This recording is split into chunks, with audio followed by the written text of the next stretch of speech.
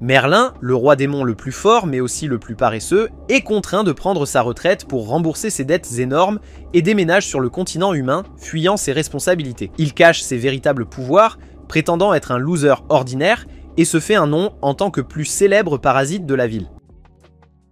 Merlin Lucifer, notre protagoniste. Actuellement, Merlin est en train d'écrire le rapport hebdomadaire quand juste à l'extérieur, une armée non annoncée de soldats humains, connue sous le nom d'escouade de l'église, se trouve juste à l'extérieur de son palais, combattant ses soldats démons. La sœur cadette de Merlin, Lilith, s'y rend pour gérer la situation et utilise sa magie de charme sombre pour confondre et faire se battre ses ennemis entre eux. Cependant, un seul soldat humain, avec une volonté inébranlable, résiste entièrement à sa magie. Il fonce directement sur Lilith et la submerge sans hésiter. Cette femme est Alice, la 233e héroïne du Pays de la Lumière. Lilith, stupéfaite, elle réalise enfin que sa magie de charme n'a eu aucun effet, parce que son ennemi est une femme. Alors Lilith adopte une approche plus directe et tente en plaisantant de séduire Alice, lui murmurant qu'elle la veut dans sa collection de figurines. Mais avant qu'elle ne puisse aller plus loin, Alice dégaine son épée et l'engage dans une bataille totale. Cependant,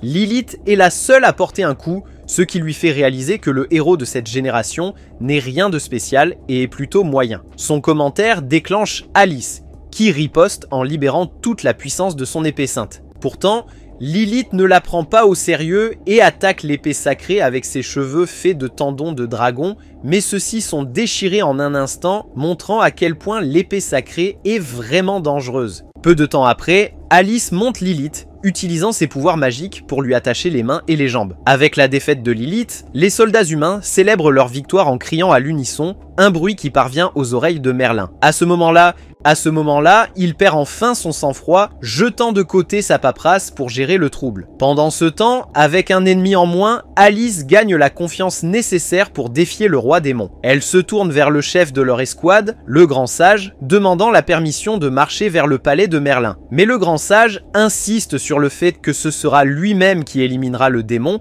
roi qui a tué d'innombrables soldats humains et héros au fil des ans, et est la raison pour laquelle leurs croisades ont échoué à chaque fois. Ensuite, il révèle son arme ultime, une machine de siège en forme de baleine, une force inimaginable que l'église prépare depuis un siècle. Le grand sage déclare fièrement que cette baleine est le summum de la sagesse humaine et de l'avancée technologique, véritablement le plus grand chef-d'œuvre de l'église. Il libère la baleine du ciel, lui ordonnant de tout raser sur son passage. Alice s'oppose, suggérant qu'ils n'ont pas besoin de recourir à des mesures si extrêmes, mais le grand sage est résolu. Il est déterminé à éradiquer tous les démons, croyant que c'est le glorieux objectif du guerrier. Il active la baleine et sa bouche massive ouvre pour lancer un faisceau de plasma sacré dévastateur sur les soldats démons avec l'intention de les réduire en cendres d'un seul coup. À cet instant précis, Merlin Lucifer s'avance, se positionnant devant ses soldats et les protège sans effort de l'attaque tout en sort indemne. Il génère un peu d'aura en tirant ses cheveux en arrière, puis entre sur le champ de bataille, atterrissant directement sur la tête d'Alice. Alors là, c'est un manque de respect d'un autre niveau. Lilith embrasse immédiatement son frère, se plaignant de la façon dont ces humains cruels l'ont harcelé, tandis qu'Alice, toujours coincée sous ses jambes, lutte pour sortir. Finalement, Alice parvient à sortir et commence à se plaindre. Mais Merlin l'ignore complètement et demande plutôt à Lilith qui est cette pipelette. Lilith répond en l'appelant une personne de bas étage, le héros envoyé par le royaume pour les traquer. Merlin se précipite vers Alice pour l'observer de plus près son joli visage, lui adresse un sourire rapide et puis il l'envoie voler d'un simple mouvement de doigt. Il déclare avec moquerie que le Pays de la Lumière devient négligent dans le choix de ses héros car il n'a plus besoin de dégainer son épée pour les vaincre. La seule chose qui l'impressionne est la baleine au-dessus et il pense que peut-être elle peut soulager la douleur de son parcours pendant au moins 2 jours. Cependant, le grand sage s'avance et dit à Merlin qu'il est là pour rendre l'humiliation de la dernière croisade. Mais Merlin ne se souvient même pas de l'événement ni de qui est ce vieil homme. Le grand sage essaie de raviver sa mémoire, affirmant être le seul humain qui a survécu à leur dernier combat et considérer cela comme un accomplissement majeur. Merlin se souvient finalement et demande s'il est le même lâche qui a mouillé son pantalon et supplié pour sa vie, promettant que si Merlin l'épargnait, dernier, il lui enverrait plus de gens comme un cadeau pour qu'il puisse améliorer sa performance en tant que roi démon. En entendant cela, le héros et le reste des soldats sont stupéfaits, incapables de croire que leur chef soit tombé si bas et est même tenté de les trahir. Le grand sage nie instantanément l'accusation, traitant Merlin de menteur tout en bégayant, et dans un geste désespéré pour le faire taire, il utilise tous ses soldats, rassemblant toute leur énergie magique, et le transférer à la baleine pour augmenter son pouvoir 1000 fois. Mais Merlin ne voit toujours pas cela comme suffisant pour courber ne serait-ce qu'un seul cheveu. Avant que la baleine ne puisse lancer son attaque, il dégaine sa lame sombre, et d'un seul coup, il réduit tout en décombres, anéantissant complètement le plan du grand sage. Réalisant sa défaite, le vieil homme tombe à genoux une fois de plus, et ceci, tant il s'accroche aux pieds de Merlin, suppliant pour sa vie et rejetant toute la faute sur Alice, affirmant que c'était son idée d'attaquer en premier lieu. À ce moment, une cloche sonne depuis le château, rappelant qu'il est temps pour la réunion hebdomadaire des 7 rois démons, et Merlin doit maintenant soumettre son rapport hebdomadaire. La réalisation le frappe durement. Il commence à tirer ses cheveux de panique et se précipite vers le château, car il n'a pas écrit un seul mot, laissant ses ennemis complètement sans voix sur la façon dont le roi démon le plus terrifiant a réellement peur de paperasse. Alice essaie de l'arrêter à mi-chemin, lui rappelant qu'ils sont toujours en pleine bataille, donc Merlin y met fin sur le champ avec un autre coup d'épée, annihilant tous les humains, sauf Alice, qui parvient à peine à se protéger. De retour au château, Merlin rejoint la réunion avec les autres rois démons, qui savent déjà qu'il n'a fait aucun progrès dans améliorer le pays des ténèbres, pas de profit, pas de progrès, et évidemment pas de rapport. Merlin tente de se défendre en disant qu'il vient de vaincre une armée entière d'humains, une baleine géante volante, et qu'il a fait un vrai travail, mais personne ne s'en soucie. Ils veulent des chiffres et des bénéfices parce que le palais a besoin d'argent pour fonctionner. Pas de cadavre. Il lui montre combien les autres rois démons ont contribué, rendant douloureusement clair qu'en comparaison, Merlin n'a absolument rien fait sauf paresser. Il le qualifie du pire roi démon de l'histoire, décide de réduire le budget de la semaine prochaine et le ridiculise au point où il craque finalement. Merlin leur rappelle qu'il est celui qui a tué des millions d'ennemis, a gardé le premier palais seul et a protégé les 6 autres rois démons plus faibles toutes ces années. Il croit que c'est un exploit que personne d'autre ne peut reproduire et leur dit d'arrêter de le questionner. Mais les autres ne sont toujours pas d'accord, soulignant l'énorme dommage qu'il a causé, provoque chaque fois qu'il entre sur le champ de bataille. L'un des rois démons, le souverain de la luxure, sort une longue liste de toutes les destructions que Merlin a causées, détruisant le palais 168 fois, détruisant les infrastructures, brisant les pipelines de champs de bataille plus de 31 000 fois, et révèle qu'à cause de tout cela, ils ont réduit son salaire. Encore pire, il doit actuellement à la royaume la somme astronomique de 66 000 milliards de dollars. Cette dette explique pourquoi Merlin, malgré sa force, était si effrayé plus tôt. Il ne peut pas il ne peut pas démissionner, il doit travailler pour rembourser la dette. Après le désastre absolu d'un réunion, Merlin décide de s'échapper. Il prévoit de quitter le palais du roi démon pour toujours afin de fuir sa dette, s'éclipsant discrètement jusqu'à ce que Lilith apparaisse soudainement derrière lui et lui fasse une peur bleue. Il partage son grand plan avec Lilith, espérant qu'une fois qu'il sera parti, les autres réaliseront enfin à quel point ils compteront sur lui et le supplieront de revenir. Il commence même à rire, imaginant son retour triomphant. Lilith, cependant, pense qu'il a en fait été licencié. Mais Merlin insiste sur le fait qu'il a démissionné pour réparer son cœur maudit, qui soi-disant continue de rétrécir. Bien que la malédiction soit réelle, mais ce type cherche clairement une excuse. Apparemment, la seule chose qui soulage temporairement la douleur terrassant des ennemis puissants. Il prétend qu'il va maintenant parcourir le monde à la recherche des ennemis les plus forts pour lever la malédiction une fois pour toutes. Lilith croit l'histoire, mais elle ne veut toujours pas qu'il parte, sachant que son frère ne survivra pas un jour dans le monde extérieur, car il est simplement inutile pour faire autre chose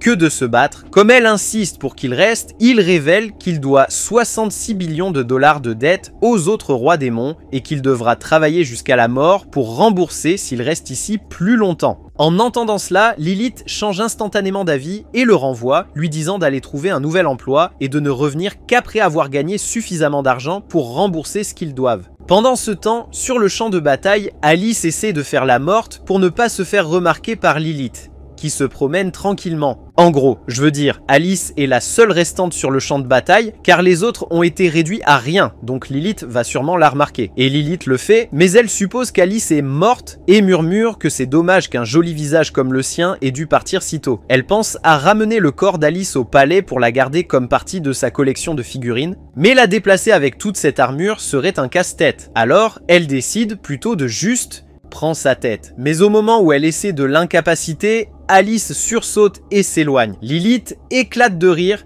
révélant qu'elle savait depuis le début qu'Alice faisait semblant. Cette fois, Lilith ne plaisante plus, elle veut punir Alice pour l'avoir embarrassée plus tôt devant son frère. Sachant qu'elle n'a aucune chance, Alice s'enfuit. Lilith, qui aime bien un jeu de chat et de souris, invoque deux loups pour chasser la jolie petite souris. Pendant ce temps, Merlin atteint la côte. Pour échapper aux démons, continent, il doit traverser la mer des démons. Il pense avoir de la chance lorsqu'il aperçoit les bateaux restants de l'armée du Grand Sage au loin. Mais lorsqu'il atteint les quais, chaque bateau a été complètement détruit, réalisant seulement maintenant que la même attaque qu'il a utilisée pour anéantir ses ennemis plus tôt a également détruit les navires. Malheureusement, les démons ne peuvent pas nager, même s'il est possible de marcher sous l'eau, ce qui laisse Merlin complètement coincé, se demandant comment il va sortir de cet endroit. Il a ce petit bateau, mais le ramer à travers la mer est trop d'efforts pour lui. C'est alors qu'Alice arrive en courant, toujours poursuivie par les loups. Réalisant que la mort est imminente,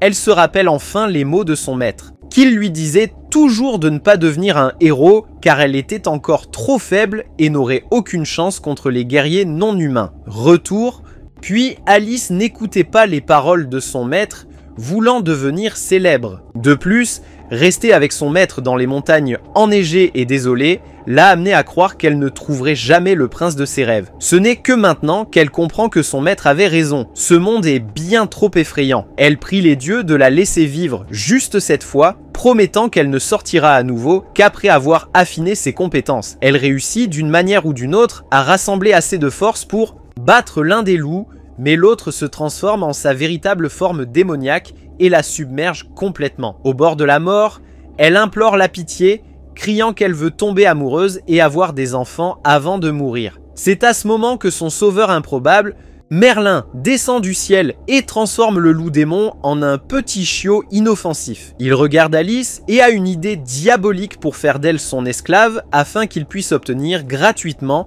travail manuel. Il rappelle à Alice, en l'appelant un héros à moitié cuit, que depuis qu'il lui a sauvé la vie, techniquement 2 fois, elle lui appartient désormais et doit rembourser sa dette en devenant son esclave. Avant qu'elle puisse même réagir, il la soulève et l'emmène dans la petite barque d'avant, prévoyant de l'utiliser comme moteur de rame pour traverser la mer des démons, car il est trop paresseux pour le faire lui-même. Pourquoi les choses ont-elles dû tourner ainsi? Alice était censée vaincre le roi démoniaque maléfique, gagner la gloire et épouser un beau prince. Cette croisade était censée la conduire à garder son beau prince, mais en réalité, la seule chose qu'elle tient est une pagaie en bois.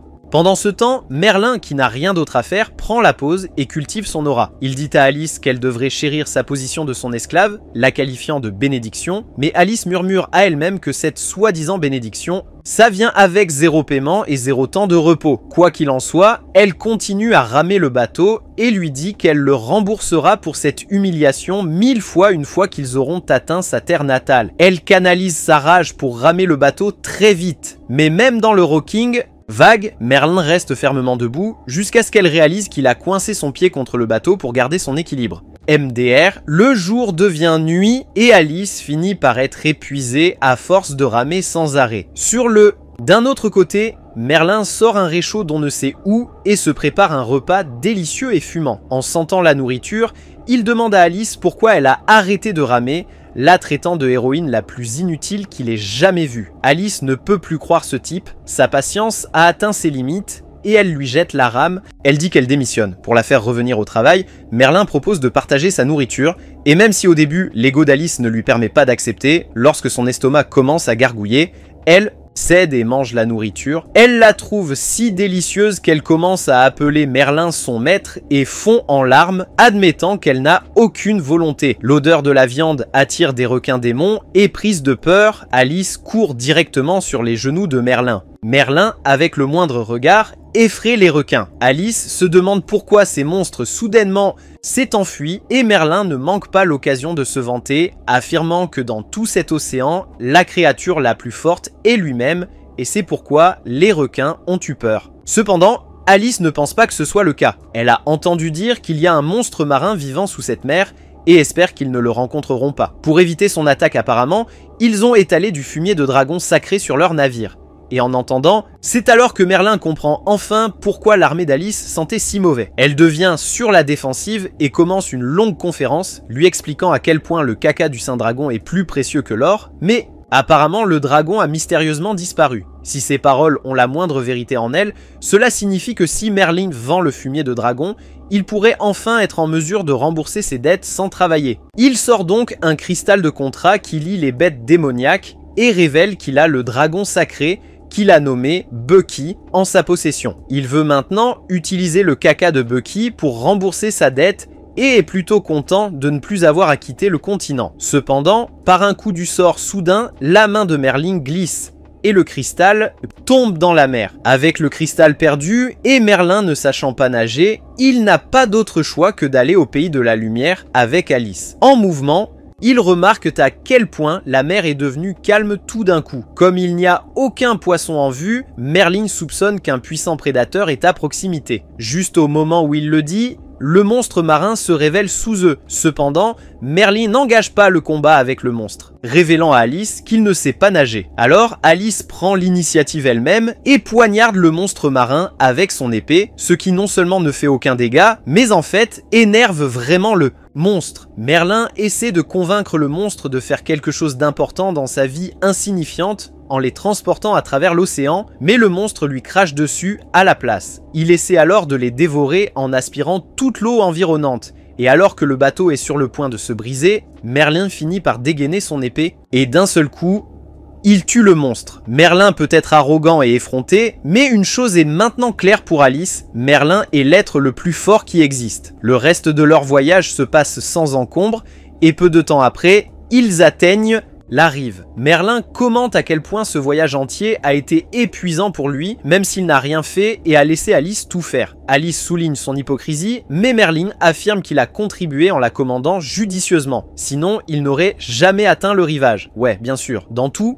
Dans ce cas, Merlin pense qu'Alice est trop inutile pour qu'il la garde comme esclave. Alors il la renvoie, lui disant de ne pas être triste à ce sujet, car ce n'était jamais censé être. Elle ne peut littéralement pas croire l'audace incroyable de ce type. Elle lui crie dessus, disant qu'elle ne souhaite plus jamais voir son visage, et se tourne dans l'autre sens. Mais Merlin l'arrête à nouveau, car il a encore besoin de son aide. Cette fois, il lui demande d'enlever son armure, et comme elle résiste, il l'enlève lui-même, mais pas parce qu'il voulait voir son complot sacré. En fait, il n'a pas d'argent liquide et veut vendre l'armure en mithril d'Alice pour de l'argent. Il pense qu'il le mérite puisqu'il l'a encore sauvé en battant le monstre marin plus tôt, et il s'enfuit, laissant finalement Alice là-bas sur place. Rivage. Pendant ce temps, de retour à son château, Lilith se détend car elle croit que son frère désespéré et inutile reviendra simplement vers elle après avoir réalisé à quel point la vie est difficile à l'extérieur. Lorsqu'Alice revient en ville, elle n'est pas accueillie chaleureusement mais traînée en justice, tenue responsable de la mort de sa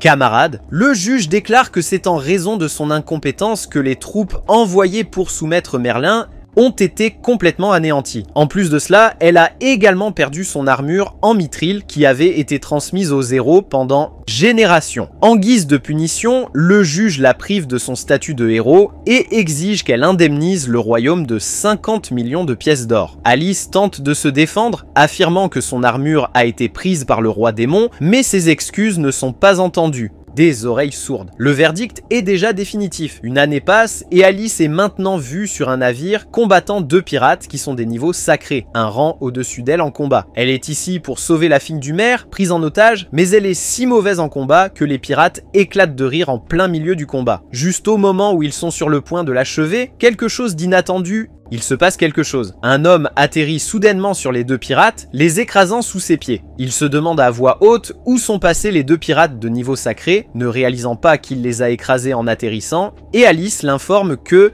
ils sont juste sous ses pieds. Il est clair qu'il est Merlin dans son déguisement humain, et il est venu après avoir entendu que les pirates étaient des niveaux sacrés, et veut les tuer pour engourdir la douleur de sa malédiction. Avant d'attaquer, Merlin s'excuse poliment auprès des deux pirates, disant que ce n'est rien de personnel, et sort son épée, les abattant d'un seul coup qui crée des ondes de choc massives, détruisant également les navires de secours qu'Alice avait appelés. Alice, incapable de le reconnaître comme le seigneur démon, puisqu'elle n'a pas encore vu son visage, commence à fantasmer sur une rencontre romantique avec cet aventurier mystérieux. Elle avance lentement vers lui impatient de voir son visage, mais Merlin s'envole comme Superman avant qu'elle ne puisse s'approcher. Peu de temps après, un journaliste rend compte de l'incident en direct, révélant au public que toute la flotte de sauvetage a été anéantie par un mystérieux criminel déjà connu dans tout le pays sous le nom de Nightblade. Alice arrache le micro du reporter et donne son avis très peu souhaité, affirmant que Nightblade n'est pas un criminel, mais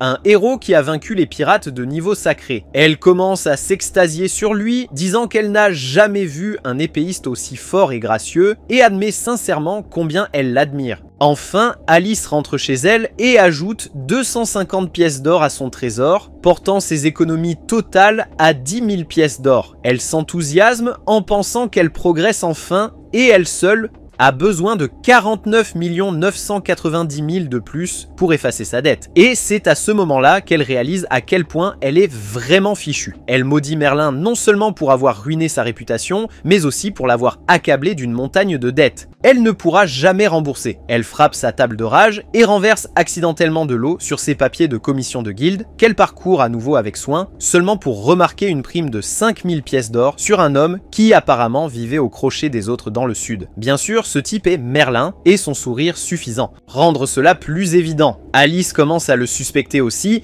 mais elle rejette rapidement l'idée, convaincue que le roi démon ne s'abaisserait pas à vivre aux dépens des autres. Quoi qu'il en soit, elle a d'autres choses à faire. Avant de partir, elle vénère la photo du dos de Nightblade, l'embrasse et le supplie de lui accorder assez de chance pour rembourser sa dette. En même temps, elle maudit le roi démon, espérant qu'il tombe dans une dette sans fin, au moins 10 fois pire que la sienne. En parlant du diable, Merlin s'est fait un nom au cours de l'année passée en tant que criminel recherché, mais ce qui blesse vraiment son ego, c'est la prime placée sur sa tête, seulement 5000 pièces d'or. Il continue à cultiver son aura, jusqu'à ce que son estomac se mette à gronder, le forçant à arrêter de poser.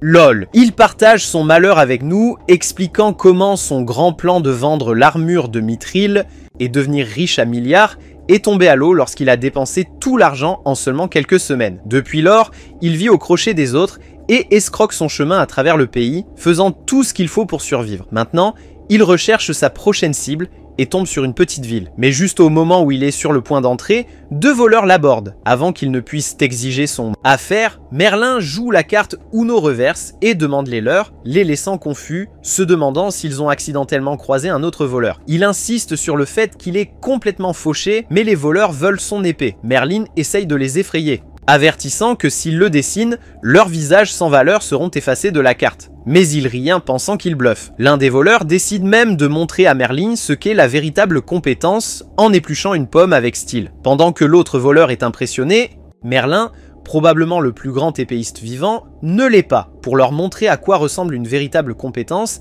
il place calmement le jeune voleur derrière lui, puis il tire son épée, tranchant l'ancien voleur en morceaux d'un seul mouvement, révélant la vraie forme de gobelin du voleur. Le plus jeune panique, révélant lui-même être un gobelin également, et s'enfuit pour sauver sa vie, laissant tomber la pomme que Merlin mange avec plaisir avant de se diriger vers la ville. Le jeune gobelin informe finalement sa majesté de l'incident. Le roi gobelin y voit une violation claire de leur traité de paix avec les humains.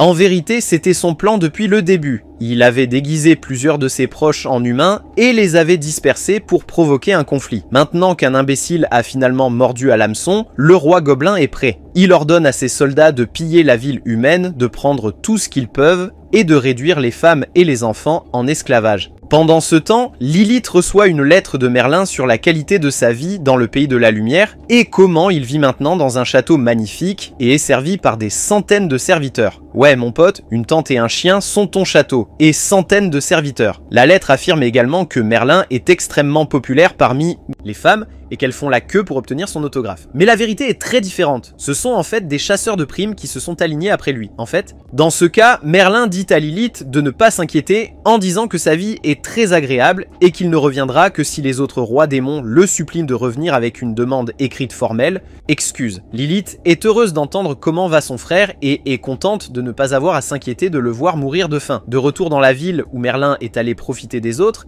il a déjà fini dans une des boutiques et a vaincu le bras droit du magasin. Le commerçant a peur en reconnaissant Merlin, et Merlin le laisse volontiers admirer son beau visage, supposant que quelqu'un a enfin réalisé qu'il est le souverain de l'orgueil du palais du premier roi démon. Cependant, le commerçant ne le reconnaît que comme le parasite insignifiant du Sud, le laissant dévasté par le fait que toute sa réputation de roi démon a été ruinée à cause de ses quêtes secondaires. Quoi qu'il en soit, le commerçant crie à l'aide, en criant que le freeloader du Sud est apparu, et en un instant, le soutien arrive de partout. Ne voulant pas engager un combat inutile, Merlin s'enfuit en criant qu'il n'est pas un profiteur. En rentrant, il croise un enfant qui est impressionné par son apparence et lui propose de le payer s'il offre une bonne performance. Merlin décide de faire un spectacle pour l'enfant, mais au dernier moment, il s'abstient de dégainer son épée. Il ne veut pas risquer que l'enfant se blesse.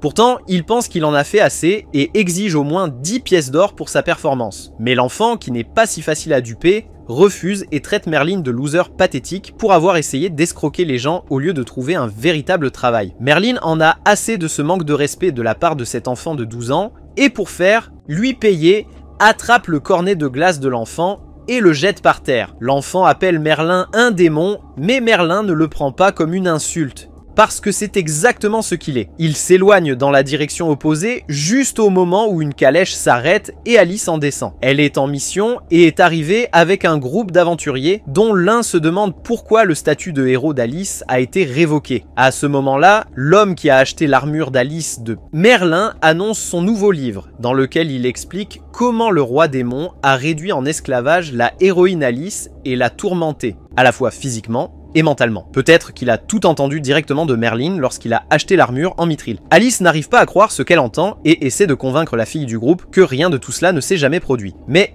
la fille, faisant davantage confiance au libraire aléatoire, montre de la pitié et dit que tout le monde a un passé qu'il souhaite oublier. Ne voulant pas que sa réputation soit complètement détruite, Alice exige que le libraire arrête de vendre son stupide livre, mais apprend qu'il en a déjà vendu plus de 5 millions d'exemplaires. En entendant cela, Alice éprouve ce qu'elle appelle une mort sociale et tombe en dépression. Lorsqu'elle se remet finalement, traumatisme, le groupe discute de leur mission pour traquer un groupe de bandits gobelins vivant dans une grotte non loin du village. Mais avant cela, le couple dans le groupe annonce son intention de se marier, ce qu'Alice trouve inquiétant car quelque chose lui dit que ces personnages secondaires sans nom vont mourir pour le bien de l'intrigue. Le couple discute de leur avenir et ne cesse de déclencher des drapeaux de présage comme dernière mission, retraite, retour à la maison et rien ne va mal tourner. Alice fait de son mieux pour les faire taire mais échoue et les laisse partir en mission. Elle-même est sur une mission différente,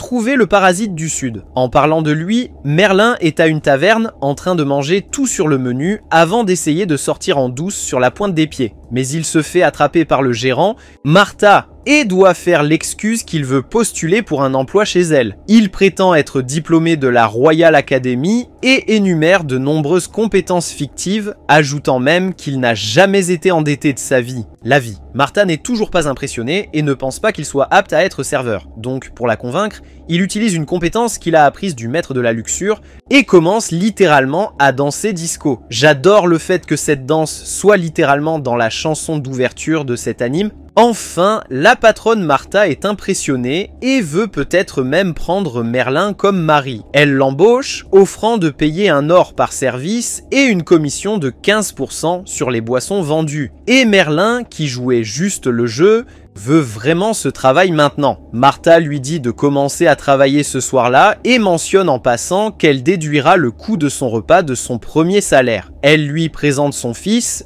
Henri, qui s'avère être le même garçon qu'avant. Cette fois, cependant, Henry ne peut pas insulter Merlin grâce à la présence de Martha. De toute façon, le service de Merlin commence dans quelques heures. Donc pour l'instant, Henry l'emmène dans la chambre d'amis.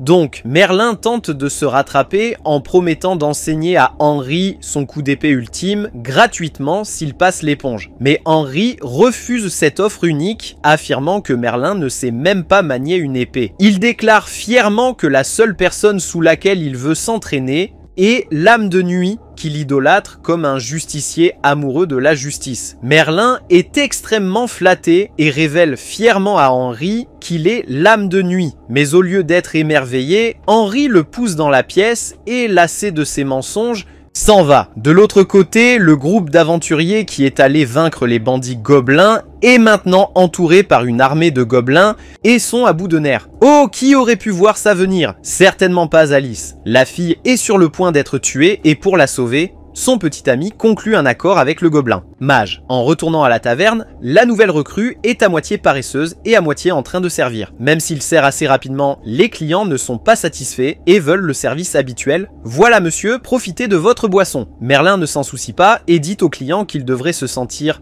honoré d'être servi par lui en personne. Cependant, il semble que Merlin soit seulement impoli avec les clients masculins, car il agit volontiers comme un serveur correct pour les dames et leur offre même un gâteau gratuit. Le frère est ici en train de voler les petites amies des autres et fait littéralement un spectacle pour toutes les dames qui sont amoureuses de lui et de cette taverne, tandis que les hommes, disons simplement que leurs insécurités ne leur permettront plus de venir ici. Pourtant, Martha, la propriétaire de la taverne, est contente car ses ventes de boissons ont explosé et elle félicite Merlin, le qualifiant de meilleur. Merlin veut enregistrer les compliments de Martha et les montrer aux autres dirigeants, parce qu'il pense qu'il est un nul. Revenant à Martha, elle dit à Merlin que toutes les filles de cette ville sont folles de lui et donc elle veut profiter de cette opportunité pour publier ses informations dans le journal. Merlin sait que si cela arrive, toute sa réputation en tant que démon le plus redouté, le Seigneur, sera terni. Ne voulant pas que cela se produise, il supplie Martha de ne pas le faire, lui disant qu'il souhaite rester discret et promet de bien servir chaque client en échange. Martha succombe aux paroles séduisantes de Merlin et elle tombe peut-être littéralement amoureuse de lui. Mais son fils Henry va le permettre. Elle ne veut pas que ce profiteur finisse par devenir son beau-père et avertit Merlin que s'il essaie de jouer avec sa mère, il va le tabasser. Merlin joue bien le jeu devant Martha, mais au fond, il veut vraiment donner une fessée à ce gamin gâté. Plus tard, Alice se promène en ville à la recherche de traces du pique-assiette quand elle entend Henry, qui a bruyamment frappé un arbre, dire « Oh, je vais t'apprendre à vivre, pique-assiette !» Elle lui montre la photo de la prime et Henry ne reconnaît pas le sourire narquois de Merlin. Il lui dit que le profiteur dont il parlait travaille à la taverne de sa mère et qu'il escroque les femmes pour qu'elles achètent des boissons, mentionnant qu'il a généré la moitié de leur revenu annuel. Revenu en quelques jours à peine. Alice ne pense pas que le gars soit le profiteur qu'elle recherche, mais les hommes du village veulent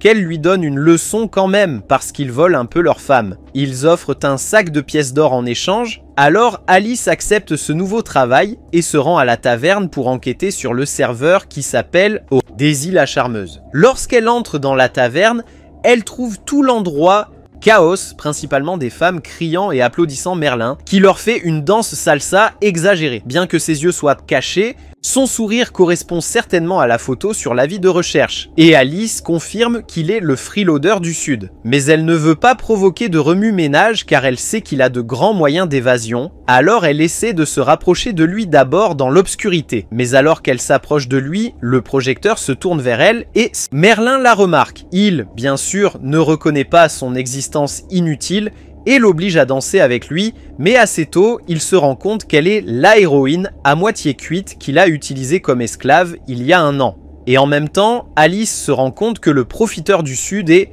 Merlin le roi démon. La réalisation la pétrifie complètement, mais quand elle se souvient à quel point il a déjà ruiné sa vie, elle attrape son épée et essaie de poignarder rapidement son visage. Merlin, bien sûr, esquive chacun de ses coups et lui demande d'être raisonnable, en lui rappelant qu'ils sont de vieilles connaissances. Mais Alice ne le considère pas comme une de ses connaissances et déclare qu'elle veut se venger. Merlin monte sur elle et pour la calmer, lui parle de leur temps passé ensemble et de la façon dont ils s'entendaient. Alice éclate en sanglots, demandant à Merlin s'il ne ressent aucun remords de l'avoir laissé dans un tel état sur la plage. Elle exprime à quel point il l'a blessée et elle attribue tout ce qu'elle a vécu à lui. Alors, elle lui dit de prendre ses responsabilités s'il est vraiment un homme. Ces paroles peuvent être prises dans un contexte différent et les dames entendent quelque chose de complètement différent. Elles pensent que Merlin a profité d'elle puis l'a abandonnée. Réalisant à quel point il est une mauvaise personne, elle décide de partir. Merlin demande à Alice d'expliquer le malentendu aux dames,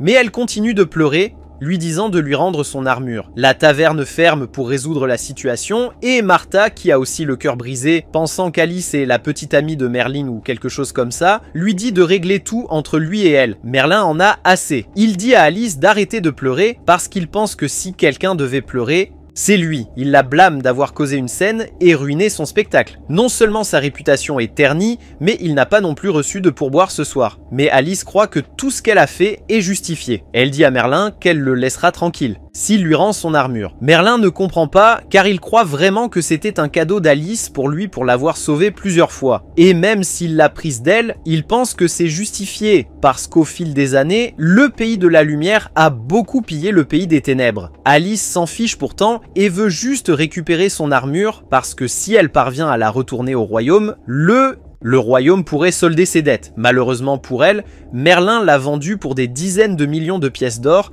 et a tout dépensé en un rien de temps. Mais il lui dit de ne pas s'inquiéter, affirmant que son armure n'était qu'un tas de ferraille. Alice s'en fiche toujours et menace d'arrêter Merlin s'il ne lui rend pas son armure d'une manière ou d'une autre. Entendant sa menace, Merlin commence à sourire comme un méchant parce qu'elle plaisante, n'est-ce pas? Il lui rappelle qu'il a vaincu un monstre marin d'un seul coup qui a effrayé la marine la plus forte de son pays, au point qu'ils ont placé des excréments de dragon dans leur navire. Alors, elle doit être une idiote si elle pense qu'elle ou n'importe qui dans ce pays peut l'arrêter. Alice le réalise aussi et jette son épée. Elle dit à Merlin qu'elle doit au pays 50 millions de pièces d'or de dette et Merlin est impressionné. Au cours de cette année, il ne doit que quelques milliers de pièces d'or par-ci par-là et le fait qu'elle ait accumulé 50 millions est fou pour lui. Mais ce qu'il ne réalise pas, c'est que tout est à lui. Elle, avec son cœur brisé, finit par tout lui expliquer. Comment le royaume l'a accablée de cette immense dette pour avoir perdu l'armure qu'il a volée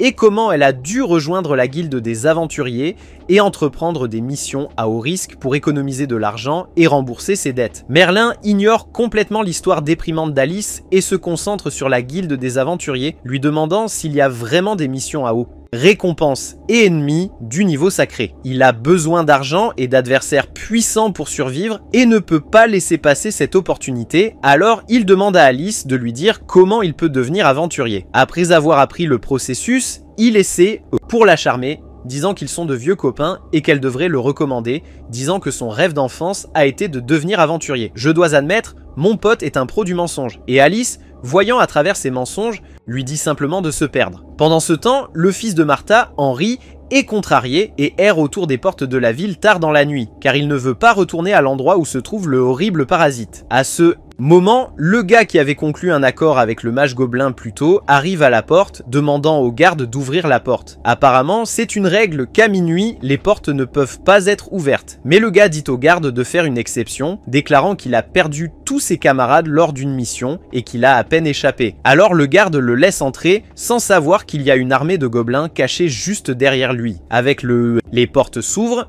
les gobelins lancent une attaque totale. Et le mage qui a conclu un accord avec le gars l'attaque en premier, lui disant de rejoindre ses camarades comme leurs esclaves, car les gobelins ne négocient jamais. Henry entend tout et se cache rapidement derrière une pile de bottes de foin, effrayé pour sa vie. D'un autre côté, Alice sort pour se calmer et se demande pourquoi la danseuse exotique du Seigneur Démon veut maintenant devenir aventurière. Elle est contrariée de ne jamais obtenir ses 5000 pièces d'or, car il est pratiquement impossible d'attraper Merlin. La seule chose dont elle est certaine, c'est que si elle s'implique de nouveau avec lui, cela ne lui apportera que de la malchance. Son seul espoir maintenant est de rencontrer son prince charmant, Nightblade, qu'elle croit va la sauver de ce démon. Après avoir exprimé sa frustration, elle regarde autour d'elle et remarque que les maisons voisines sont en feu. Pendant ce temps, deux brutes gobelines entrent brusquement dans la taverne. Merlin, pensant qu'ils sont des clients, les accueille. Mais quand les gobelins annoncent qu'ils sont là pour piller l'endroit, Merlin les met à la porte et assure aux invités qu'il ne faut pas paniquer, gagnant à nouveau leur cœur. Martha se demande pourquoi des gobelins apparaissent à cette heure de la nuit et devient inquiète pour son fils, Henri, qui n'est pas encore rentré à la maison. Elle se précipite dehors, disant à Merlin de s'occuper des affaires à la taverne, et il prend sur lui de gérer les vagues gobelins qui continuent d'arriver les unes après les autres. Après les avoir vaincus,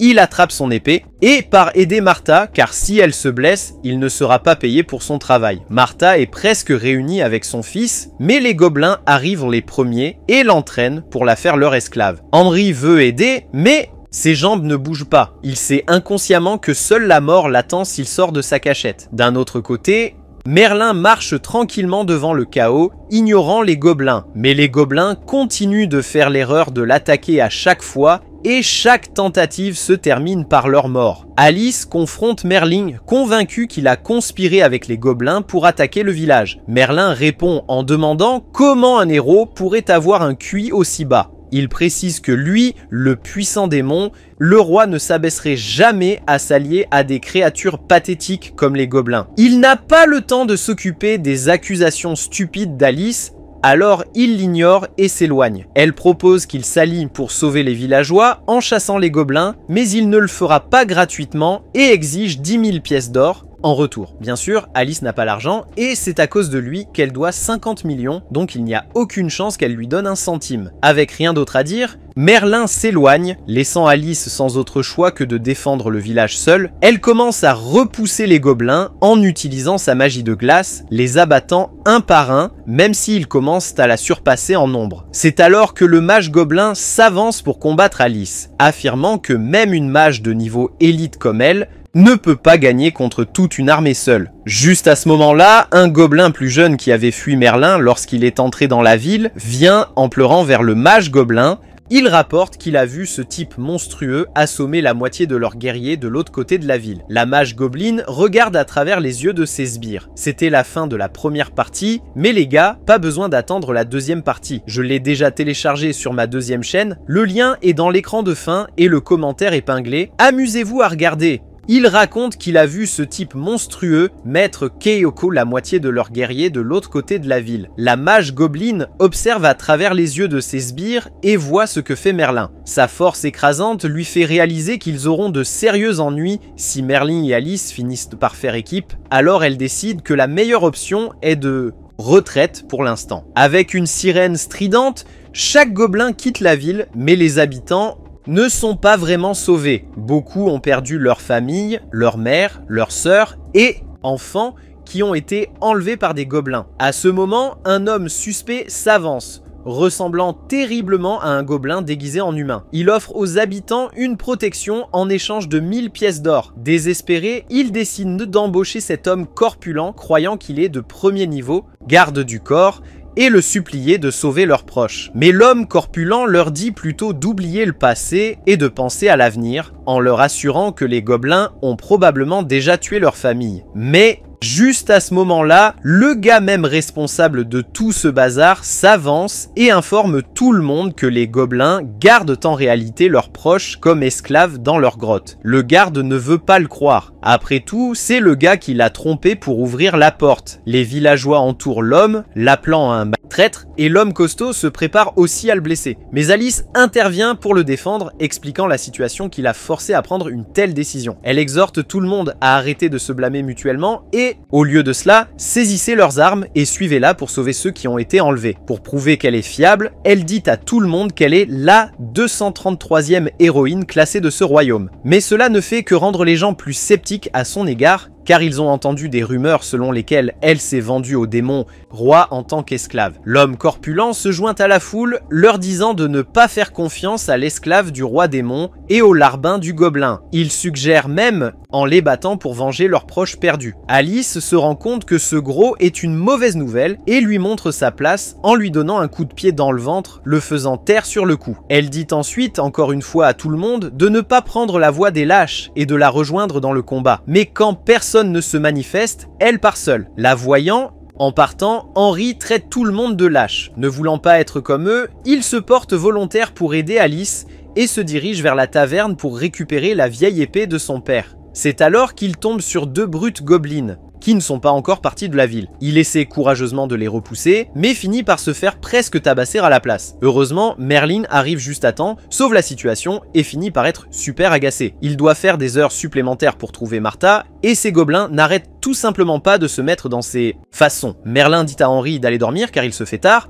mais comment pourrait-il? Sa mère vient juste d'être enlevée par des gobelins. Merlin lui dit de réfléchir avec sagesse. Il ne devrait pas jouer les héros alors qu'il est si faible. S'il fait quelque chose de téméraire comme ça, il va juste finir par se faire tuer. Ou pire, réduit en esclavage. Henry dit qu'il sait qu'il est faible et qu'il ne pourra probablement pas faire grand chose, mais cela ne veut pas dire qu'il va rester les bras croisés et ne rien faire. Il mentionne à quel point Alice est courageuse de partir seule pour sauver tout le monde. Et il dit à Merlin que même s'il n'est pas aussi fort que son idole, Chevalier Lame, il va quand même sauver sa mère quoi qu'il arrive. La détermination de l'enfant éveille quelque chose chez Merlin, cela lui rappelle une époque où lui et sa sœur, enfants, essayaient de protéger leur mère. C'est un bref souvenir, mais cela montre que Merlin pourrait avoir un cœur quelque part sous tout ce caractère. Enfin cédant, il décide pour une fois dans sa vie démoniaque de ne pas agir comme un diable et va sauver Martha. Avant de partir, il dégaine son épée et dit à Henry qu'il devrait se sentir honoré, être témoin du souverain de l'orgueil, se battre pour un humain. Mais dès qu'il sort de la taverne, il voit que la ville est complètement vide. Les gobelins sont partis, ce qui signifie qu'il doit maintenant partir à la recherche de leur repère. Génial! Plus de travail. Heureusement, il entend un groupe parler de se diriger vers la grotte des gobelins et propose nonchalamment de les guider, mais ils ne sont pas intéressés. Pour eux, c'est juste ce parasite de la taverne. Merlin insiste sur le fait qu'il est fiable, guerrier, mais il rine juste, pensant qu'il est juste un danseur de taverne qui sait comment bouger pour les dames. Henry intervient pour le défendre, disant que Merlin lui a déjà sauvé la vie en battant 2 gobelins, mais il n'y croit toujours pas. Alors Merlin hausse les épaules et décide de remettre le leadership à Monsieur Chunky à la place. Pendant ce temps, au fond de la grotte des gobelins, le roi des gobelins est ravi du succès de l'incursion du mage. Elle dit avec fierté que ce n'est que le début, ils peuvent piller la ville quand ils le souhaitent. Le roi essaie de parler, mais elle l'interrompt en lui disant que les méchants qui monopolisent l'écran ont tendance à mourir en premier. Elle le prévient à propos de 2 intrus gênants qu'ils ont rencontrés plus tôt, confiant qu'ils reviendront. Alors, elle a déjà posé des pièges, convaincue que son plan est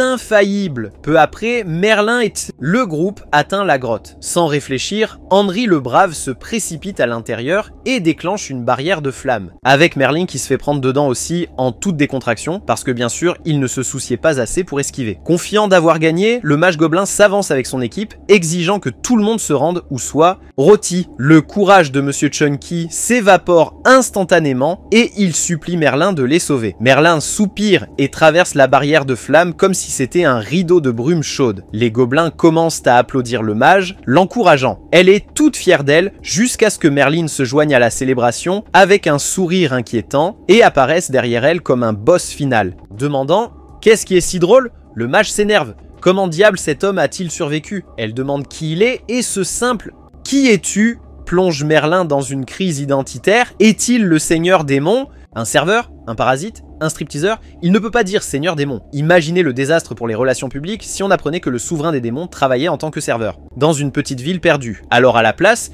il fait un signe de paix et se présente comme Daisy, le serveur sympathique de la taverne. Étonnamment, son charme n'opère pas sur la dame. Mais les gobelins mâles deviennent fous. Miss Mage manque de vomir et redevient instantanément sérieuse, ne sentant aucune aura de bataille forte émanant de Merlin. Elle suppose qu'il n'est qu'un chanceux faible. Elle dégaine son arme, prête à en finir avec lui. Mais Merlin s'approche d'elle, lui prend doucement la main et lui dit de ne pas gâcher leur vie, juste de remettre Martha. Ses yeux scintillants d'anime séduisent presque la mage, presque. Elle en sort brusquement et lance son sort de feu ultime sur lui, mais même pas un fil des vêtements de Merlin ne brûle. Il éternue tranquillement et cet éternuement renvoie le sort de feu directement sur les gobelins, les anéantissant comme un code de triche. Puis, alors que la magicienne trébuche sous le choc, Merlin lui tapote légèrement le visage, l'envoyant valser dans les montagnes à la vitesse de la lumière. Avec la magicienne à terre, tous ses pièges sont désactivés et le groupe de Merlin est libre. Alors qu'il entre dans la grotte, les villageois fixent son dos et commencent à se demander s'il est le justicier Nightblade qu'ils ont vu à la télévision. Pendant ce temps, 2 gobelins novices sont laissés pour garder les otages. Mais, soudain, les lumières s'éteignent. Alice apparaît, prête à agir. Elle libère tout le monde, dégage un passage en démolissant les gobelins sur son chemin et les emmène tous en sécurité. Mais un gros problème subsiste, le roi gobelin. Il se lève enfin de son trône après qui sait combien d'années, et malgré son âge, Alice sent son pouvoir. Elle le dit, il est au moins de niveau saint, et elle, en tant que mage de haut niveau, n'a aucune chance. De retour du côté de Merlin, il lutte, non pas au combat, mais avec les couloirs étrangement conçus de la grotte des gobelins. Il s'avère que le souverain de l'orgueil n'a pas assez de cellules grises pour naviguer dans un labyrinthe sans se perdre. Qui aurait pu penser, deviner, Alice est toujours aussi inutile qu'avant, et malgré ses efforts, elle est capturée par le roi des gobelins, qui la saisit littéralement et tente de lui enlever la vie. Il trouve sa douleur amusante, alors il ne la tue pas, préférant la tourmenter lentement. C'est là son erreur, car Alice profite de la plus petite opportunité pour échapper à son emprise et le frappe avec sa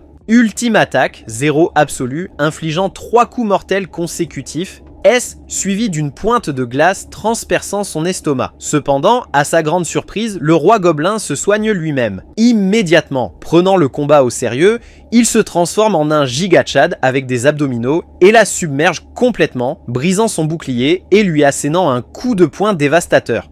Pendant ce temps, les otages, désormais en fuite, tombent sur Merlin qui finit par retrouver Martha. Sans perdre de temps, il lui demande de le payer pour ce travail sur le terrain. Elle n'a pas le temps de discuter car les gobelins foncent vers eux. Alors elle attrape la main de Merlin et l'entraîne avec elle. Mais Merlin n'est pas fan des fuites à grande vitesse. Il est plutôt du genre marcheur lent et réfléchi, alors il résout le problème en abattant tous les gobelins d'un seul coup net, ce qui fait réaliser à Martha et aux autres qu'il est en réalité un grand guerrier. L'aventurier, Phil, qui a été la première à être capturée, et est techniquement la raison pour laquelle tout ce bazar a commencé, supplie Merlin de sauver Alice, qui est restée derrière pour couvrir leur fuite. Le petit diable rouge de Merlin lui dit que sauver le héros à moitié cuit n'a rien à voir avec lui, surtout sachant qu'elle a essayé de le poignarder la dernière fois qu'ils se sont vus. Mais son gentil petit diable bleu lui rappelle que ils ont encore besoin d'Alice pour entrer dans la guilde des aventuriers. Martha intervient également promettant de tripler son salaire s'il sauve Alice. Cela offense Merlin qui lui dit qu'il n'est pas un gars avide d'argent. Frérot, tu ne penses qu'à l'argent, espèce d'hypocrite fauché. La fille aventurière dit à Merlin qu'Alice est à l'intérieur de la salle du roi gobelin, remplie de pièces d'or, et que le roi est de rang sacré. Cela attire l'attention de Merlin. Il a besoin des deux, l'argent et des ennemis puissants pour survivre. Sans hésitation, il se précipite à l'intérieur pendant que les dames laissées derrière supposent que ce héros sacrificiel y est allé malgré les dangers pour sauver sa bien-aimée Alice. Merlin s'avance sur le long chemin à l'intérieur de la grotte, franchit la porte géante et entre dans la salle pour sauver le héros inutile. Le gobelin, le roi comme un vrai méchant, commence un long discours en voyant Merlin, mais Merlin l'ignore complètement et fixe le tas de trésors derrière lui. Le mec a vraiment touché le jackpot. Il déplace littéralement le roi gobelin pour s'emparer du trésor pour lui-même. Le roi gobelin est perplexe. Ce gars ne peut pas simplement entrer et réclamer tout le butin qu'il a travaillé si dur pour voler.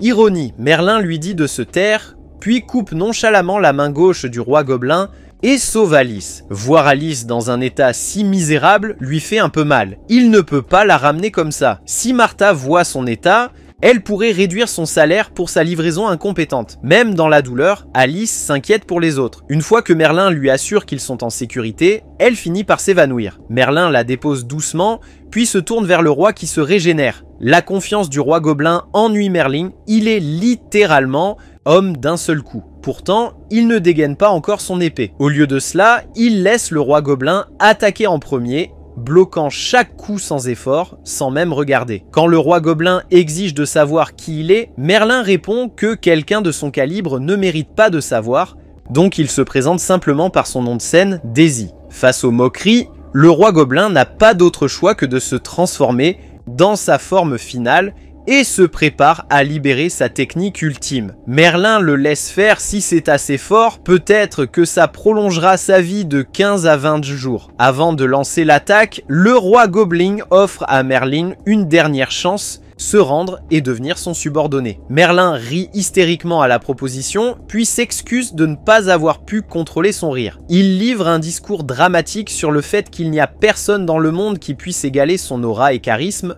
prétendant que même les dieux ne peuvent pas supporter une fraction de son rayonnement glorieux. Il ajoute que le roi gobelin n'est même pas digne d'être de la nourriture pour son dragon de compagnie. Cela scelle l'affaire. Le roi gobelin lance son mouvement ultime, mais pas sur Merlin, il le vise sur Alice. Merlin, imperturbable, bloque l'attaque à main nue et traite le roi gobelin d'imposteur pour avoir même prétendu soit de Rancin. Même sa sœur Lilith est plus forte que ça. Fatigué des absurdités, Merlin tire enfin son épée et le roi gobelin réalise instantanément qu'il a affaire au souverain de l'orgueil. Cette épée légendaire en vortex ne peut être maniée que par lui. Avant que le roi gobelin ne puisse implorer la clémence, Merlin le réduit en poussière. Et bien qu'il fût faible, Merlin a quand même gagné de la santé pour avoir vaincu un niveau sacré. Son coup détruit la statue derrière le trône, révélant encore plus de pièces d'or. La vue plonge Merlin dans un rêve éveillé. Il s'imagine atteindre le sommet de sa vie, mais son coup était un peu trop puissant. Toute la montagne au-dessus de la grotte commence à s'effondrer. Maintenant, il a deux choix, sauver Alice ou prendre le trésor. Le temps, le diable bleu, plus intellectuel, suggère de prendre le trésor, mais le diable rouge conseille de sauver Alice. Elle peut l'aider à rejoindre la guilde des aventuriers, ce qui signifie plus argent et plus d'ennemis puissants. Pensant au profit à long terme et à sa promesse à Martha, Merlin porte Alice hors de la grotte, versant des larmes pour la montagne de pièces d'or qu'il laisse derrière. Une fois dehors, Henri est le premier à féliciter Merlin, le remerciant d'avoir sauvé Alice. Mais les larmes ne s'arrêtent pas. Martha suppose qu'il pleure pour Alice qui est gravement blessée. Mais non, ces larmes ne sont pas pour le héros à moitié cuisiné. Elles sont pour le trésor qu'il vient de perdre. Plus tard à la taverne, Merlin s'assoit à côté d'Alice, inconsciente, se demandant s'il devrait utiliser ses pouvoirs de guérison pour soigner ses blessures. Il trouve que même ce petit travail est ennuyeux. Et il grogne en lui-même qu'après avoir renoncé à une caverne pleine de pièces d'or, il doit maintenant en faire encore plus juste pour lui demander à nouveau de le recommander comme aventurier. Mais si quelque chose lui arrivait, tous ses plans seraient ruinés, alors il décide de le faire. Mais tout d'abord, il doit lui enlever ses vêtements pour le faire. Alors qu'il commence à la déshabiller, Martha et son fils entrent opportunément dans la pièce à ce moment précis, le prenant la main dans le sac. Il lui laisse de l'intimité, pensant déjà que lui et Alice sont en couple. Et Merlin, ne réalisant pas cela, continue ce qu'il faisait sans souci. Après avoir enlevé toute son armure, il se penche avec une expression charmante, comme s'il s'apprêtait à l'embrasser. Mais juste au moment où leurs lèvres sont sur le point de se toucher, il s'écarte et commence à cracher partout sur son corps. Aussi dégoûtant que cela puisse être, la salive de Merlin a des propriétés curatives qui ne fonctionnent que sur le sexe opposé. En un rien de temps, il couvre toute la pièce, dans ses bulles de salive, guérissant toutes les blessures d'Alice. C'est une des techniques ultimes de Merlin, donc il ne prévoit pas de faire ça gratuitement de sitôt. Pendant ce temps, avec ses blessures guéries, Alice a littéralement rêve, où elle rencontre Nightblade et murmure dans son sommeil qu'il est si beau et qu'elle l'aime. La plupart. Merlin réalise que sa technique non seulement guérit les gens, mais leur donne aussi des rêves étranges. Quoi qu'il en soit, il ne dort pas cette nuit-là et reste dans sa chambre pour la protéger de tout autre danger. Le lendemain matin, Alice se réveille pour trouver Merlin déjà partie. Elle est accueillie par la fille l'aventurière qui raconte-lui tout ce qui s'est passé après qu'elle a été assommée par le roi gobelin. Alice ne peut pas croire que Merlin lui a sauvé la vie et elle entre en état de choc. La fille aventurière lui dit de ne pas garder de rancune car dans l'amour, les disputes arrivent. Alice insiste qu'il y a un malentendu évident et qu'ils sont seulement des ennemis jurés, mais personne ne la prend au sérieux. Quoi qu'il en soit, le groupe d'aventuriers quitte maintenant la ville avec leur commission de guilde qui arrive à sa fin. Avant de partir, ils remercient Alice pour tout ce qu'elle a fait pour eux. Juste avant de partir, l'aventurier, fille, taquine Alice à propos de ce qui s'est passé avec Merlin toute la nuit, disant qu'elle était dans la pièce d'à côté et les a entendus rire et glousser toute la nuit. Bien que ce soit Alice qui parlait dans son sommeil, elle n'arrive pas à croire que Merlin était avec elle tout le temps pendant qu'elle était inconsciente. Et elle est horrifiée de se retrouver sans vêtements. En ville, Merlin remarque une foule rassemblée là où un journaliste est arrivé pour couvrir la bataille contre les gobelins. L'homme corpulent prétend être le sauveur du village, se vantant de la manière dont il a, à lui seul, réussi, a vaincu tous les gobelins. Mais dès qu'il voit Merlin lui lancer un regard de travers, il détale avant de se faire cogner. Avec Monsieur Chunky, Parti, le journaliste se tourne vers Merlin pour avoir son avis sur l'invasion des gobelins. Merlin déclare fièrement que ce n'était rien et qu'il les a chassés d'un revers de main. Le journaliste se tourne ensuite vers la caméra, s'émerveillant de la manière dont les habitants de la ville ont miraculeusement géré l'invasion des gobelins. Elle annonce qu'elle interviewera bientôt le ancienne 233e héroïne, Alice, en expliquant sa série de malchances d'avoir été capturée par le roi gobelin après avoir été précédemment enlevée par le démon, le roi et le roi pirate. Merlin retourne à la taverne et apprend de Martha qu'Alice le cherche. Alors il se dirige vers sa chambre, supposant qu'elle veut le couvrir de gratitude pour lui avoir sauvé la vie à nouveau. La simple pensée d'Alice à genoux, en train de s'incliner, le fait sourire. Lui rire, il entre rapidement dans la pièce, seulement pour être attaqué par elle. Il n'en croit pas ses yeux qu'elle agisse encore de façon folle. Elle ne dit pas un mot, elle continue simplement de l'appeler un sale pervers, un démon, un méchant, et brandit son épée frénétiquement. Merlin la plaque contre le mur et exige de savoir pourquoi elle est si agressive. Il lui dit qu'elle devrait le remercier et lui rendre l'appareil pour lui avoir sauvé la vie encore une fois, mais Alice s'en moque. Elle l'accuse de profiter d'elle pendant qu'elle était inconsciente et vulnérable. C'est évidemment un malentendu. Merlin explique qu'il lui a seulement enlevé ses vêtements pour cracher sur tout son corps, pour la soigner, mais Alice n'y croit pas. Elle exige de savoir pourquoi la fille à l'aventurière a entendu des bruits étranges toute la nuit venant de leur chambre. Merlin révèle la vérité. Alice était plongée dans ses rêves, criant des choses comme « Oh, je t'aime !» et « Tu es si beau !» l'embarrassant complètement. Avec Alice croyant enfin, lui, Merlin la réprimande pour être si hostile et l'appelle ingrate. Elle se force à le remercier, mais Merlin fait semblant de ne pas entendre et lui demande de le répéter. Alors, elle lui crie dessus, comme d'habitude. Il refuse toujours d'accepter, lui rappelant qu'il a abandonné une caverne entière de pièces d'or pour elle. Alors maintenant, elle doit rembourser sa grande la gentillesse en le recommandant comme aventurier. Alice est d'accord, et donc Merlin quitte son travail en disant adieu à ses admiratrices et tant de fans. Il dit aussi au revoir à Martha et Henry, disant au garçon de bien s'occuper de sa mère, maintenant qu'il ne sera plus là pour protéger. Avec tout réglé, Merlin et Alice montent dans la calèche. Merlin commente à quel point il est absurde que tout le monde les ait pris pour un couple. Pour une fois, Alice est d'accord, ajoutant qu'elle ne sortirait jamais avec un stripteaseur comme lui. Offensé, Merlin réplique. Et juste comme ça, la querelle d'amoureux commence pour le long voyage à venir. Pendant ce temps, la mage gobeline, qui a miraculeusement survécu, apprend la mort du roi gobelin et décide de migrer vers le sud avec le reste de son armée pour rester aussi éloigné que possible de Merlin.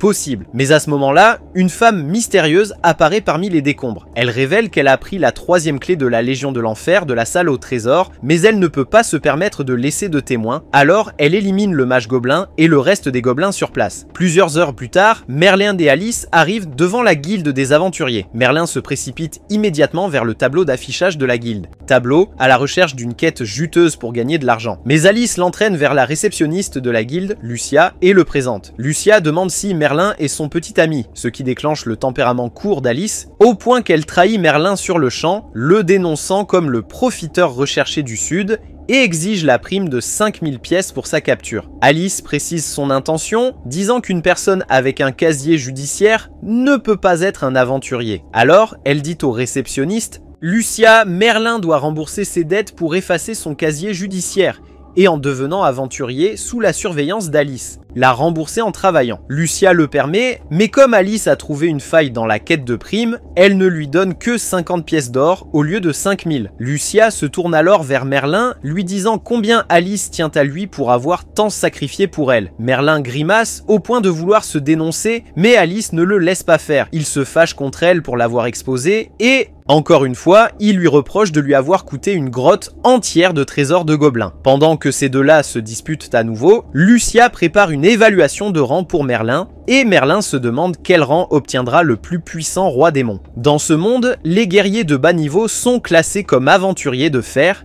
et cela va jusqu'au rang d'argent, rang d'or, et jusqu'au rang de mithril pour le niveau sacré. Guerrier, Merlin n'en revient pas que les tiers sacrés, qu'il juge sans valeur, obtiennent le rang le plus élevé et exige que Lucia propose quelque chose de supérieur, car il affirme mériter mieux. Elle pense qu'il plaisante, mais elle lui parle tout de même du légendaire rang améthyste qu'un héros de puissance immense peut obtenir. Merlin devient heureux et dit à Lucia de l'inscrire déjà comme améthyste sans passer le test. Lucia pense toujours que ce gars plaisante et ne le prend pas du tout au sérieux. Un gars aux cheveux roux nommé Hobbs qui sait Alice, écouter leur conversation de derrière et s'avance pour voir qui elle a amené avec elle. Un autre gars nommé Arnold entre dans la guilde et est laissé absolument le cœur brisé. Apprendre que Alice a un autre gars qui traîne avec elle. Il tombe immédiatement à genoux, lui demandant de l'épouser en se rappelant comment elle l'a rejeté plusieurs fois auparavant, même si, bien qu'il soit le fils d'un comte. Alice indique clairement à son admirateur qu'elle est célibataire et ne sort pas avec Merlin ou quoi que ce soit. Et avec cela éclairci, Arnold s'avance avant que Merlin ne puisse saisir Alice de lui, défiant Merlin à un duel ici et maintenant. Maintenant, le gagnant obtient le droit de sortir avec Alice. Merlin s'en fiche éperdument car il ne veut pas s'approcher de cet ex-héros à moitié cuit, alors il renonce avant le duel, offrant Arnold remporte la victoire. Mais Arnold ne l'accepte pas. Au lieu de cela, il pense que Merlin se moque de lui. Quoi qu'il en soit, en tant que fils du comte, il ne peut accepter la charité de ce roturier. Comme un sentimentaliste du 19e siècle, il déclare qu'il sauvera Alice de ce méchant Merlin. Mais Alice n'en a rien à faire de tout cela. Bachelor of Science. Et frappe Arnold au visage, lui disant de revenir à la réalité. Mais Arnold, ignorant les paroles d'Alice, tire son épée et charge Merlin, qui d'un geste nonchalant le repousse d'un doigt, le faisant s'écraser la tête la première sur le toit. Alice réprimande Merlin pour avoir frappé Arnold trop fort, mais en même temps le remercie car elle a plutôt apprécié. Dans n'importe cas, la démonstration de force de Merlin le met au centre de l'attention à la guilde, laissant tout le monde, y compris Hobbs, se demander s'il est aussi fort qu'un niveau élite. Merlin prend ce commentaire comme une insulte absolue et est sur le point de dégainer son épée Vortex, demandant à Hobbs qui il pense être aussi inutile qu'un niveau d'élite. Alice calme Merlin avant qu'il ne détruise toute la ville, lui assurant que Hobbs essayait de le complimenter parce que les niveaux d'élite sont très rares dans cette guilde. Merlin laisse passer, mais déclare qu'il va élever le niveau général de la guilde lui-même. À ce moment-là, un homme sombre et lugubre nommé Claude arrive sur son chemin, lui disant de s'écarter. Merlin, bien sûr, s'en moque, mais Alice le fait vite, sentant le danger que cela apportera si Merlin se bat avec ce type. Elle dit à Merlin qu'elle peut sentir à quel point Claude est fort et lui dit de ne pas avoir de problème dès son premier jour. Ils continuent tous les deux à regarder Claude, qui passe le test d'évaluation de rang et se révèle être un rang sacré. Lucia inscrit Claude comme aventurier mithril et tout le monde s'excite car il n'y a qu'un autre membre de rang sacré dans leur guilde qui est le maître de la guilde lui-même. Pendant ce temps, Merlin n'est pas impressionné. Il ne veut pas qu'un perdant faible soit sous les projecteurs et se lève pour son évaluation, prêt à faire plier tout le monde devant lui après qu'il réalise à quel point il est puissant. Mais à sa grande surprise, la boule de cristal ne brille pas du tout, ce qui signifie qu'il n'a pas d'aura de combat. Tous les membres de la guilde méprisent Merlin, affirmant que ce grande gueule s'est finalement révélé être un faible, mais ce qui est pire, c'est que Lucia ne pense pas que Merlin ait ce qu'il faut pour être un aventurier. Puisque la boule de cristal n'a pas du tout brillé, cela signifie qu'il n'a pas de pouvoir de combat. Bien sûr, le problème pourrait être que Merlin n'a pas de pouvoir magique, ni d'aura de combat, et lorsqu'il révèle cela à Alice, elle est choquée, mais pas surprise car ce gars est assez imbattable avec son attaque à coup unique. Alors, elle se porte garante auprès de Lucia pour lui, affirmant que Merlin est certainement assez fort pour être un aventurier. Mais Lucia suppose simplement qu'Alice ne se porte garante de Merlin que par amour. Merlin essaie de convaincre Lucia, affirmant que même les émissaires des démons lui a demandé de diriger la Légion de l'Enfer et il a refusé, mais elle suppose encore une fois qu'il bluffe. Certains des gars à l'arrière rient même de Merlin, disant que s'il y avait un rang pour le bluff, Merlin obtiendrait certainement le rang améthyste. Pourtant, Merlin reste ferme, et pour prouver sa force, il demande à Lucia d'amener le maître de guilde, affirmant qu'il peut le battre. Ils supposent tous qu'il parle juste beaucoup, comme il le fait depuis qu'il a mis les pieds dans la guilde. L'ancien maître de guilde, maître, un homme sacré, entend Merlin se vanter et accepte sa demande, le rejoignant sur le champ de bataille de la guilde pour le duel. Il se vante à Merlin d'avoir vaincu d'innombrables guerriers puissants sur ce même terrain, mais Merlin l'ignore complètement et se met à faire autre chose, important, en train de se curer les oreilles. L'énorme manque de respect rend le maître de guilde furieux. Il dit à Merlin de donner tout ce qu'il a et s'il peut le faire bouger d'1 centimètre, il lui accordera la victoire, lui permettant de s'inscrire comme aventurier. Merlin, ayant obtenu la permission de se déchaîner, frappe avec son épée Vortex, détruisant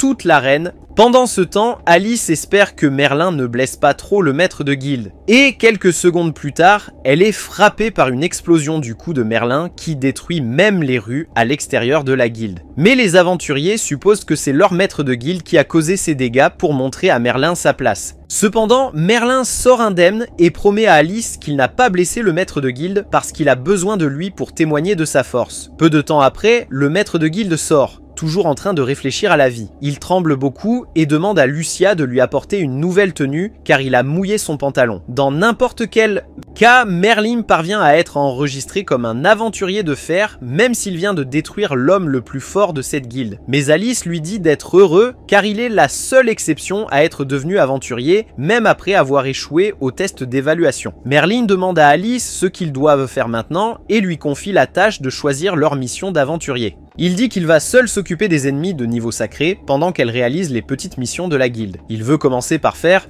100 commissions par mois et en faisant un très mauvais calcul, affirme qu'ils gagneront des dizaines de millions d'or chaque mois. Il rêve de monopoliser toute l'industrie des aventuriers et dit à Alice qu'il lui donnera généreusement 10% de leurs bénéfices. Cependant, Alice n'est pas du tout satisfaite et dit à Merlin de simplement déguerpir. Merlin le fait partir en insultant Alice à plusieurs reprises pour ne pas avoir appris sa place après tout ce temps. De toute façon, il a faim mais n'a pas assez d'argent pour payer la nourriture. De plus, il n'a pas d'endroit où passer la nuit. Donc, il finit par s'écraser chez Alice pendant qu'elle est sous la douche et quand Alice sort en entendant des pas. Elle laisse tomber accidentellement son peignoir, ce qui mène à une interaction gênante. Plus tard, Merlin s'assoit gracieusement sur son canapé, mangeant sa nourriture, sans lui expliquer du tout pourquoi il est là. Elle demande s'il est venu ici pour l'espionner, et dans répond, il lui dit qu'elle n'a rien qui vaille la peine d'être surveillée, MDR. Elle continue de le déranger avec ses questions, alors il essaie de flatter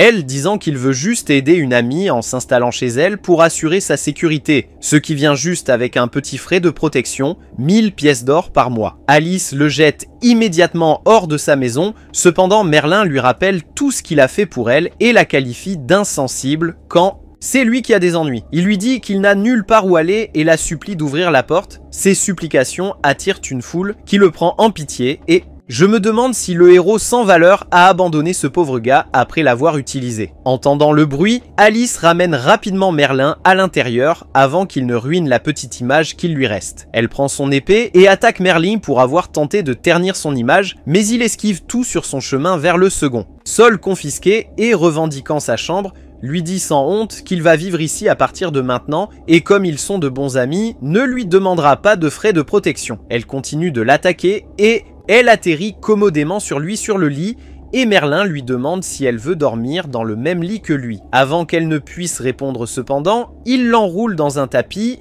la fait dormir d'un léger mouvement des doigts et passe une bonne nuit de repos lui-même. Le lendemain, Alice va à la guilde et exprime sa colère. Concernant Merlin, elle a dit à la fois à Lucia et à Hobbs que Merlin s'était installé chez elle, l'a fait dormir par terre et maintenant son dos lui fait un mal de chien. Cependant, Hobbs pense qu'Alice est le problème ici à cause de son tempérament colérique et lui dit de se calmer, ce qui ne fait que déclencher encore plus son tempérament colérique. Plus, Merlin vient à la guilde juste après s'être réveillé et annonce fièrement à Lucia, Hobbs et Arnold, le fan d'Alice, qu'ils vivent maintenant ensemble, faisant penser à tout le monde que ces deux-là ont déjà fait l'alphabet d'amour. Mais Arnold va bien si Alice est allée plus loin avec Merlin et veut toujours se battre pour son amour. Il veut un autre duel avec Merlin, disant que ce serait 2 manches gagnantes sur 3. Mais le duel ne serait pas un duel à l'épée. Ce serait plutôt comme un duel d'aventurier, où l'aventurier qui marque le plus gagner. Arnold sort une commission de guilde de qualité A qui exige que l'aventurier tue un grand nombre de morts vivants apparaissant dans le Denbighshire. Merlin s'en moque complètement de duel, mais après avoir appris que la récompense de la commission de la guilde est de 5000 pièces d'or, il accepte le défi et dit à Lucia qu'il veut prendre la commission. Cependant, Lucia déclare qu'en tant que renfer, il ne peut pas prendre de commission seul. Alors Merlin propose à Alice de faire équipe, mais Alice ne veut pas être près d'eux. Lui, Arnold profite de cette occasion pour recruter Alice dans son équipe, lui disant qu'il a déjà embauché Claude, l'aventurier sacré au niveau supérieur, en dépensant une fortune, et lui promet que si elle les rejoint, ils obtiendront toute la récompense de 5000 pièces d'or. Mais Merlin affirme que si Alice fait équipe avec lui, elle obtiendra une meilleure offre, qui est de 10% au lieu du partage égal en 3 parties proposé par Arnold. Alors Alice s'associe avec Arnold juste pour embêter Merlin, le laissant se demander où il trouvera quelqu'un avec qui s'associer. Il finit par choisir le saoul Hobbs et littéralement le kidnappe. Quand Hobbs redevient sobre et reprend finalement conscience, il se retrouve dans une voiture avec Merlin, déjà en route vers le Denbighshire. Hobbs exige une explication et Merlin affirme que Hobbs l'a supplié de l'emmener dans cette mission dangereuse, ce qui est vrai, et il était tellement ivre qu'il ne savait pas dans quoi il s'embarquait. De toute façon, Hobbs veut retourner parce que il n'est qu'un mage de bas niveau, tandis que Merlin n'a aucun pouvoir magique. Mais Merlin assure à Hobbs qu'ils iront bien, car il a de l'expérience dans le combat contre des monstres inutiles comme les morts vivants. À ce moment-là, les chevaliers de la Rose les rejoignent et eux aussi se dirigent vers le Denbighshire. Cependant, Hobbs dit que la route est trop étroite et conseille aux chevaliers de marcher le reste du chemin. Cependant, le chevalier déclare que ce n'est pas possible car ils escortent la fille du duc de la Rose qui ne peut pas marcher. Merlin, nonchalamment et avec un pur manque de respect, demande au chevalier si la fille du duc est handicapée ou quelque chose. Le chevalier en tête, Kyle essaie de fouetter Merlin pour avoir manqué de respect à la fille du duc, mais Merlin attrape le fouet et jette le chevalier au sol pour avoir osé se battre avec lui. Les autres chevaliers au service du duc dégainent immédiatement leurs épées et Kyle se relève et tire son épée. Merlin ne veut pas que leur existence sans valeur soit laissée dans la poussière, alors il leur offre une chance de s'excuser auprès de lui s'ils veulent vivre. Alors que les deux parties sont sur le point de se battre, une horde de rhinocéros enflammés se dirige vers eux, directement vers la calèche. Les chevaliers se placent donc devant la calèche pour protéger leur madame. Pendant ce temps, Hobbs essaie de s'éloigner de cette situation mortelle, mais Merlin reste, trouvant étrange que ces bêtes sauvages courent en troupeau. Il soupçonne qu'elles ont dû fuir quelque chose dans le Denbighshire qui les a effrayées. Dans tous les cas, Merlin intervient pour sauver les chevaliers de se faire piétiner et gérer la ruée lui-même. C'est tout pour la première partie de cette série. Si vous avez apprécié cet anime, notez-le sur 10. Personnellement, je lui donnerai un bon 9 sur 10 pour à quel point c'est ridiculement drôle. Si vous voulez la prochaine partie, faites-le nous savoir ci-dessous et nous vous l'apporterons à la vitesse de la lumière. Merci d'avoir regardé.